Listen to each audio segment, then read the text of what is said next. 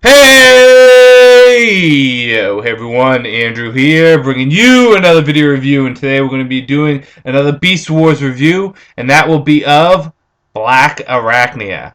Take a look at this bad girl right here, and Blackarachnia in all her forms in glory, or at least in Beast Wars, not counting Beast Machines. Blackarachnia, a little information about her. Blackarachnia was one of those stasis pods that was ejected from the Axelon for their own safety. However, hers did not fall in the hands of the Maximals. Rather, the Predacons got their hands on hers, and particular Tarantulas, who used it as an opportunity to create another spider bot. Now, Blackarachnia by nature is a scheming, deceptive, femme fatale, bad woman. And that's what's so unique and fun about her, because she has all these qualities and traits, and she grows and changes as the series goes on. What invokes this change, you ask? Well, it's our White Knight, Silverbolt. Silverbolt comes into her life. Originally, he was a Predacon, but, I mean, really, come on. And he becomes a Maximal, and he's the only one that really ever gives two shits about her. Her teammates don't care about her enemies don't care about her, but Silverbolt does. And despite how bad she is, and Blackarachnia is bad to the core, Silverbolt brings some light into her life. So much so that because of Silverbolt, she falls in love with him, and she switches sides. And while still very much Predacon programmed, she works for the Maximals. Eventually, she is then turns Transmetal 2, and she's 100% fully Maximal. She stays with the Maximals throughout the rest of the time on the Beast Wars, and during Beast Machines, her main goal and motivation is to find Silverbolt, who's been turned into a VCon general. They reunite. It's kind of rocky at first, but by the end of the series, the two are once again blissfully in love together. So that's what you need to know about Blackarachnia. Powers and ability-wise, Blackarachnia is a great hand-to-hand combatant. While not quite as good as, say, Optimus Primal or Dinobot, she can still hold her own in hand-to-hand combat, or hand-to-claw combat, because she really doesn't have hands.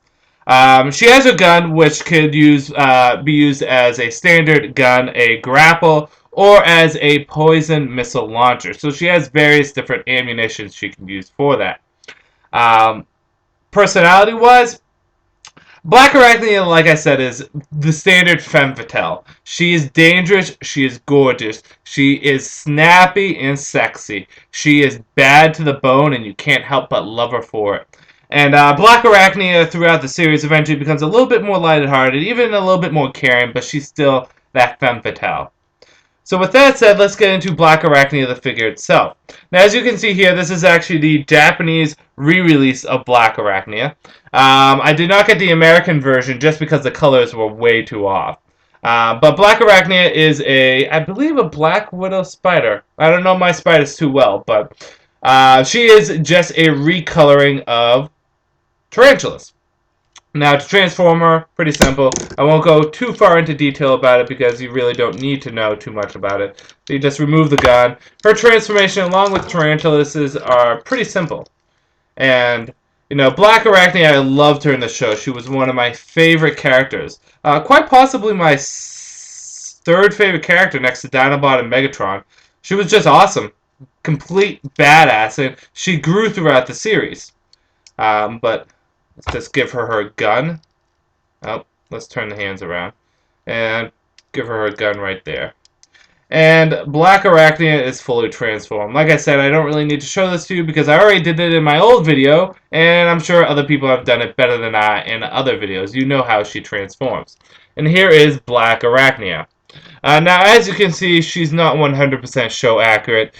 She's very masculine in look. I mean, she is a tarantula repaint. The only difference between them, other than colors, you use the standard head for her, while with tarantulas, you use the mutant head. But the mutant head isn't even colored in for Blackarachnia, except for in the parts that add to her standard head. I mean, on the whole, I like the Tarantulas figure, but for Blackarachnia, it's not quite as good. Same as Tarantulas, you can take off these missiles right here, the legs, and use them as missiles in the gun. The gun itself has a grapple hook.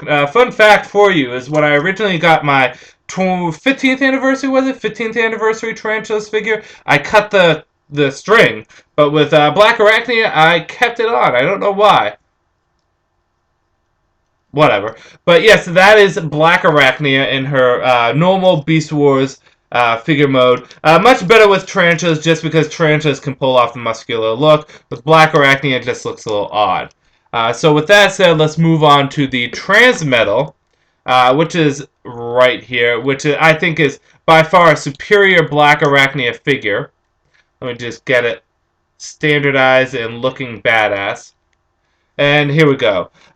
Keeps the same animal type as a spider. Is a much larger figure, and that's probably the only complaint I have with this. Is it's quite big, and you stand next to Silverbolt, and it looks clearly not up to snuff. But the great thing about this figure is you can take the head, and this eventually becomes a grapple, but you can crawl with it, kind of have her hooked onto things, and it grips fairly well. So that is the color scheme is nice. I like the transparentness on here, not the transparentness, the metallic look to the thorax. No, thorax is the center. Abdomen? No, abdomen center. Thorax is the butt. I don't know my bug anatomy that well. You see the maximal symbol right there. Nice. And just on a whole, a good beast mode. Good beast mode. I believe the head is actually that side. There we go. So I'll transform this bad girl. I'm definitely going to have to pause it because the transformation is a bit for her, at least for me. So give me one moment. Got her transformed. Okay, and it wasn't quite as hard as I remember. I think it's the transformation into the beast mode that always gave me a headache. But here is Blackarachnia in her Transmetal 2 mode and robot mode for Transmetal 2, and it is vastly superior to her basic mode. The Transmetal and Transmetal 2 tend to be more show accurate and just overall better than the basics, although there are a few exceptions like Dinobot, Optimus Primal. You can even argue Megatron's basic mode was a little bit better than his Transmetal, but not his Transmetal 2. Oh, Dragon was awesome. But there's Blackarachnia. Very feminine looking, which is a good thing, because, well, she is a female. Great looking figure. A lot of articulation to her. She has her gun right here, which is the head in the beast mode. Again, the grapple. And it can fit promptly on her claw, like so. I say like so, but it's not going in there. There we go. And here we go. It's in the hand. Let me get that in view. Like so. Don't you always notice whenever someone does a video review of toys or figures, they always say like so. Particularly with Transformer figures. I don't know what it is. So anyways, that is her in her Fembot mode. Fembot. She does have some kind of sidekick action or roundhouse crescent kick action, but I'm not sure I remember how to do it.